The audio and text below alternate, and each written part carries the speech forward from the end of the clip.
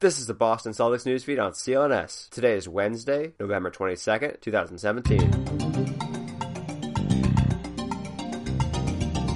This is Corey Prescott reporting for CLNS, the leading online provider of audiovisual coverage for the Boston Celtics. As Celtics head into Miami tonight, winners of an incredible 16 straight games and as the talk of the NBA, Boston has defied early season predictions after Gordon Hayward went down with an injury on opening night. On the night before Thanksgiving, let's give thanks and look back at how the Celtics have earned the NBA's best record through nearly a quarter of a season. If you squint hard enough at Boston's league-leading 95.8 defensive rating, you might think that this stat is wrong and is really from 1997 and not 2017. The strike-shortened 2011-12 season saw both the Celtics and Bulls finish with defensive ratings below 96. Other than that, the last time a team finished an entire season with a defensive rating of 95.8 or lower came in the 2004-2005 season with the San Antonio Spurs, who won a title that season. Of course, the Celtics' dominant 2008 championship team finished with a league-leading 96.2 rating. Because Boston's defense has been out of this world, the team's offensive struggles have largely been swept under the rug. Most notably, it's been their inability to get off to good starts, as the Celtics' offensive rating in the first half of games is only better than the lowly Sacramento Kings and Chicago Bulls. Thankfully, Brad Stevens' speeches, in-game adjustments, and whatever else you can think of that happens during halftime has aided the Celtics thus far. Boston's 111.2 offensive rating in the second half of games trails only Golden State, who Boston beat with a 50-41 second half advantage last Thursday, and in many of those second half triumphs, Boston has been down big. The Celtics have rallied back from a deficit of 15 points or greater 4 times thus far, the most in the NBA this season. Anyone who watched last season's squad could pick out their weaknesses from the get-go of games. One of the biggest weaknesses from last season came on the glass, where Boston's bigs seemed to be averse from grabbing boards. Save for Al Horford, the entire front court was let go via free agency. Although the team didn't make wholesale changes, the minor adjustments that were made are already paying dividends. Aaron Baines and Daniel Tice have brought toughness, energy, and activity, while Marcus Morris, Jason Tatum, and Jaylen Brown have used their length to clean up rebounds. Although Boston has added much size and length to this year's team, one of the smallest players on the team, Terry Rozier, has attacked rebounds with reckless abandon. The third-year guard out of Louisville ranks 22nd in the NBA in rebounds per game for guards at 4.8 per game. He's also done so playing just 23.8 minutes a game. After being last or near the last in rebounding numbers last season, the Celtics own the best defensive rebounding percentage in the league.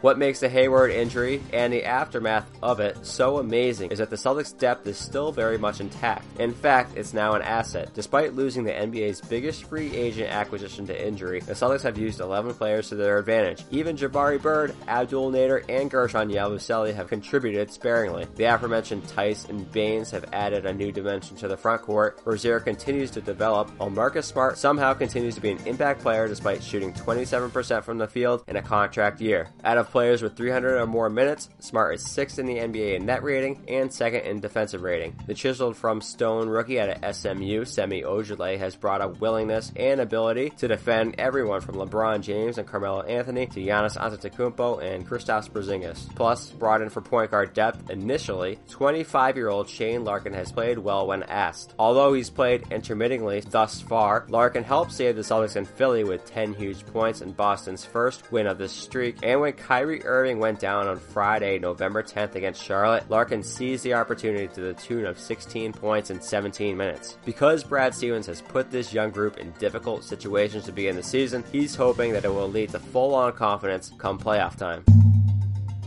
In other NBA news, Nuggets forward Paul Millsap will undergo surgery on his wrist and could miss 3 months. Clippers guard Patrick Beverley underwent a surgical procedure on his right knee today. His time frame for return is unclear. An expected top 5 pick in next year's draft, Michael Porter Jr., is likely out for the entire season after lower back surgery. Porter Jr. played in just 2 minutes of the University of Missouri's opening game against Iowa State before exiting. It's unknown whether he'll still enter the 2018 draft. Stay tuned to after tonight's Celtics Heat matchup for a game recap from Mike Walsh.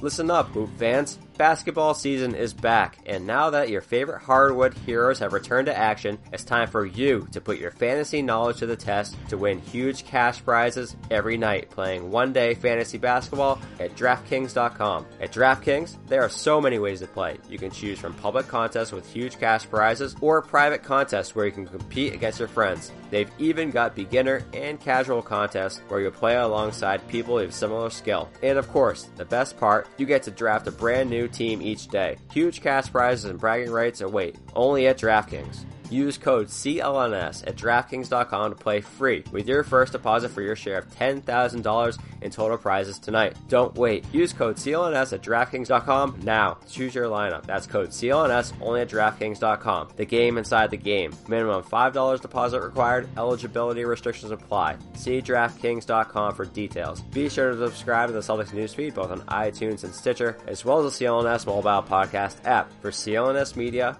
I'm Corey Prescott.